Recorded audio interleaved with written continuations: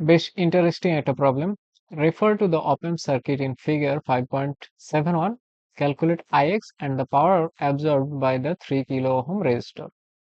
তো আমরা এখানে একটা op amp দেখতে পাচ্ছি, এখানে current source are parallel resistance আছে ix, এবং এই 3 কিলো ওহমের মধ্যে দিয়ে পাওয়ার বের করতে বলছি। তো দেখেন অপ অ্যাম্পের এই যে পজিটিভ টার্মিনাল অর্থাৎ নন ইনভার্টিং এ কিন্তু একটা পাওয়ার দেওয়া আছে, পাওয়ার সোর্স, এনার্জি সোর্স দেওয়া আছে।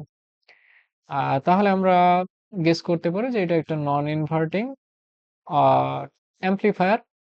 তো নন ইনভার্টিং অ্যাম্পলিফায়ারের ক্ষেত্রে ভোল্টেজ আউটপুটের সূত্র কি আমরা জানি, 1 plus R F by R I into V input I.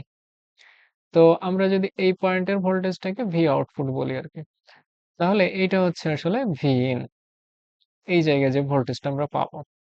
R F R I এর পরিচয়টা এখানে একটু খটকা লাগতে পারে, এই জন্য আমি এখানে আরেকটা সার্কিট দেখাই দিচ্ছি। দেখেন, যদি আমরা নন ইনভার্টিং অ্যাম্পলিফায়ার এর কথা বলি, তাহলে ভি ইনটা পজিটিভ টার্মিনালে দেওয়া থাকবে, অর্থাৎ নন ইনভার্টিং টার্মিনালে, পজিটিভ না। এখানে টার্মিনালগুলোর নাম নন ইনভার্টিং এবং ইনভার্টিং।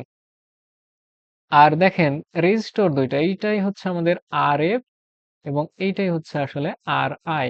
এটা কিভাবে লাগানো আছে, আউটপুটের সাথে এই যে ইনভার্টিং টার্মিনালে, তো আউটপুটের সাথে যে আউটপুট এই যে ইনভার্টিং টার্মিনালে যেটা, সেটা হচ্ছে আর এফ। তাহলে এইটা হচ্ছে আমাদের আর এফ। আর এই যে সেই জাংশন থেকে গ্রাউন্ড পর্যন্ত, এই জাংশন থেকে গ্রাউন্ড পর্যন্ত যেটা, সেটা হচ্ছে আমাদের আর আই।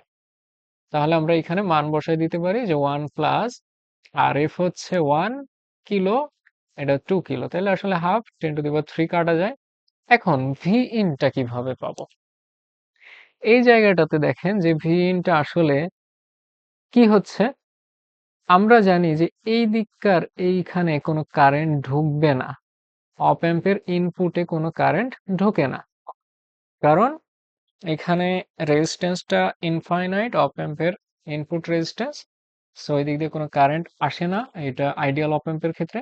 তাহলে আমরা বলতে পারি যে এই 1 মিলি অ্যাম্পিয়ার কারেন্ট আসলে এই দিক দিয়ে আসতেছে, তাহলে এই দিক দিয়ে আমার 1 মিলি অ্যাম্পিয়ার কারেন্টটা ঢুকতেছে। তাহলে এই জায়গায় ভোল্টেজ ড্রপটা কত, তাহলে ভি ইন ইকুয়াল টু হচ্ছে 1 milli ampere into 4 kilo ohm. তো এইটা হচ্ছে আমাদের, এটা 3/2, এটা হচ্ছে 4 ভোল্ট, মিলি আর কিলো কাটা গেল, তাহলে এটা হচ্ছে আসলে 6 ভোল্ট। তো এই জায়গায় কোর কনসেপ্ট কিন্তু এই জায়গাটা, যে VI equal to 1 milli ampere into 4 kilo ohm, because I equal to 0, op amp এর ভেতরে আই ঢুকবে না।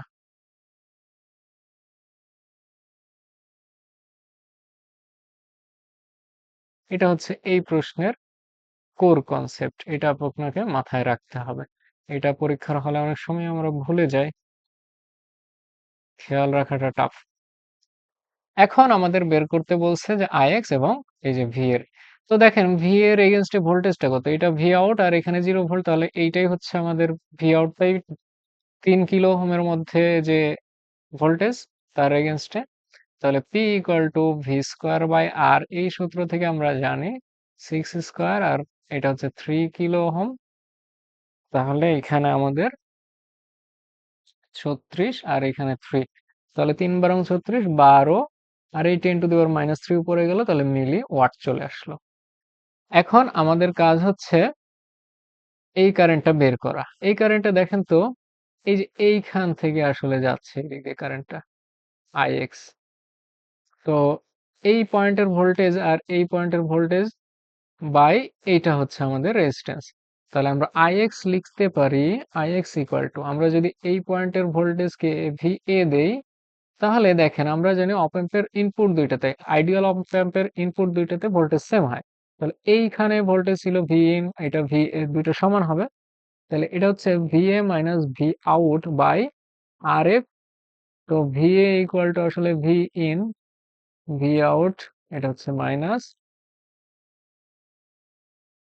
আর এটা হচ্ছে আর এফ, জাস্ট মান বসান। তাহলে ভি ইনটা ছিল হচ্ছে আমাদের 6 ভোল্ট, সরি 6 ভোল্ট না, এটা ছিল হচ্ছে 4 ভোল্ট, এটা -6 ভোল্ট, এটা হচ্ছে আর এফ হচ্ছে আমাদের 1 কিলো।